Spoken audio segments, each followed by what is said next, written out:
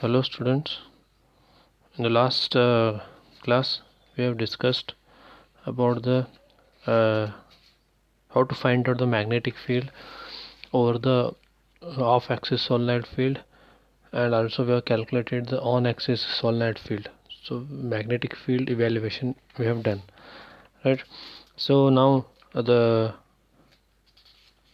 is a need to be calculated the magnetic field for a toroid. That is a toroid.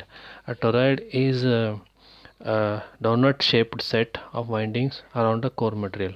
So it looks like a donut shape, so which is set around the windings of a core material, right? The cross section could be circular, as shown here, with a radius a, or any other shape.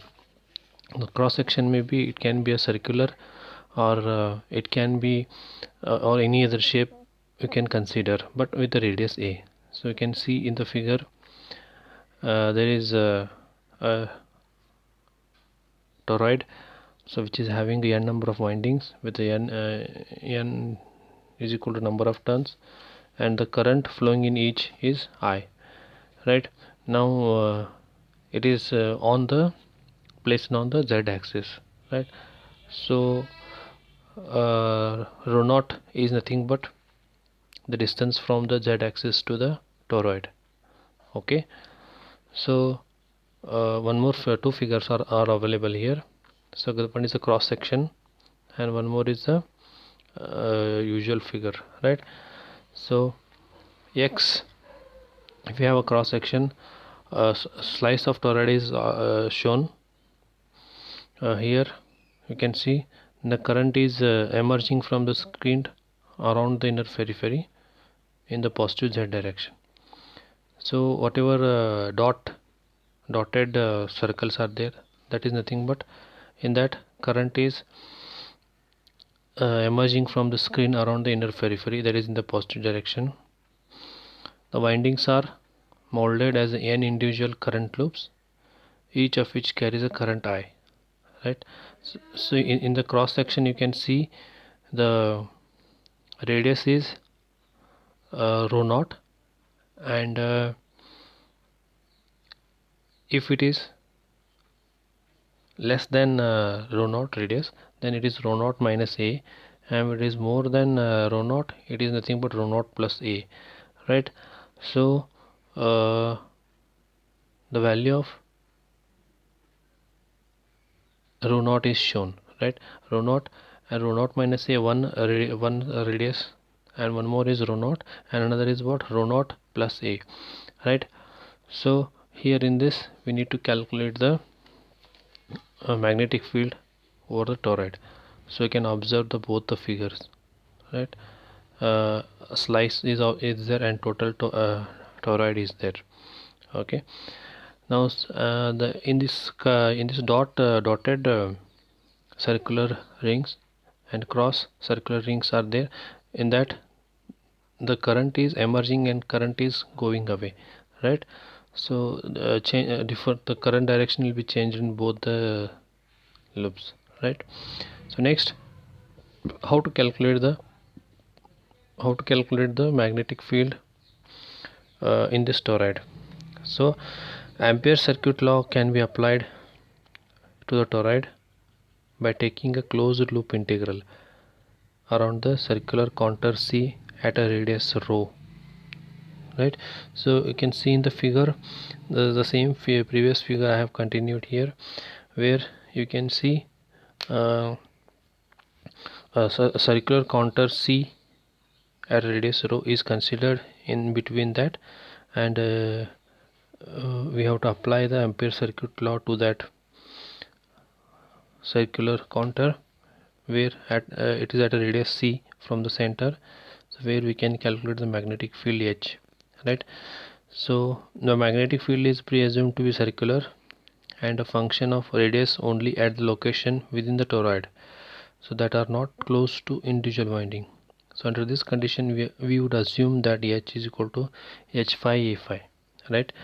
So magnetic field here is considered to be a circular, and it is nothing but a function of radius only at a location within the toroids, right?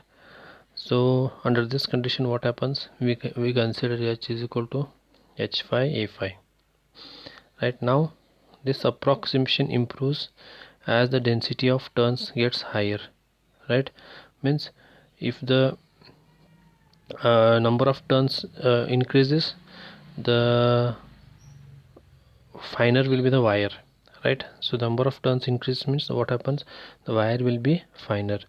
So with this form, the Ampere's law now takes the form, that is integration over a closed counter H dot dl, there is nothing but 2 pi rho H rho, that is equal to I enclosed, that is nothing but equal to Ni.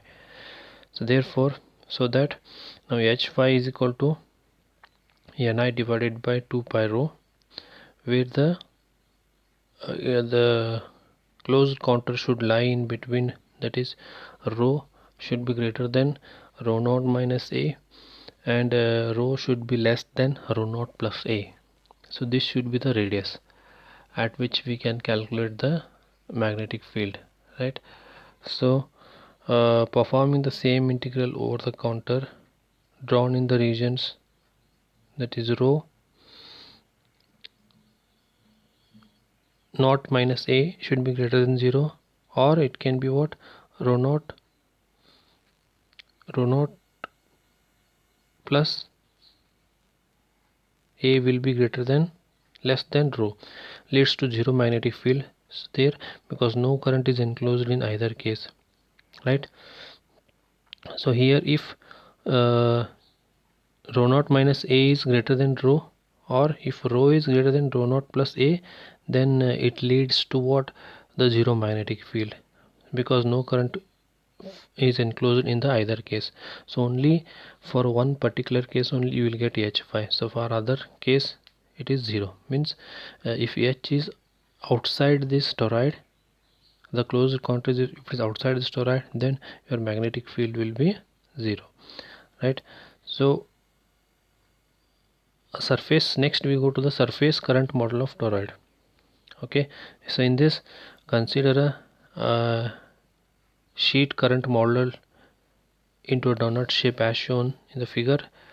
The current density at a radius rho naught minus a crosses the xy plane in z direction, and it is given by a magnitude k phi, right? So at the current density at the radius rho naught minus a crosses the xy plane in the z direction, and it is given by k phi. Now Ampere's law applied to the circular counter C inside the toroid, as in the previous example, will take the form. So that is integration over closed counter H dot dl is nothing but equal to 2 pi rho H phi is nothing but I enclosed, where the rho radius is nothing but considered to be as rho naught minus a, right? So it is not rho, it is rho naught minus a, because uh, the current densities need to be calculated at rho naught minus a, right, which is crosses the xy plane in the z direction. So therefore your equation becomes 2 pi into bracket rho naught minus a k, so which is leading to H phi, that is H phi is equal to rho naught minus a divided by rho ka, so which is nothing but inside the toroid, and the field is 0 outside as before. So like this we can calculate the magnetic field for a toroid, and also we can model a surface current of a toroid. So there are two equations you can get for a toroid. Thank you.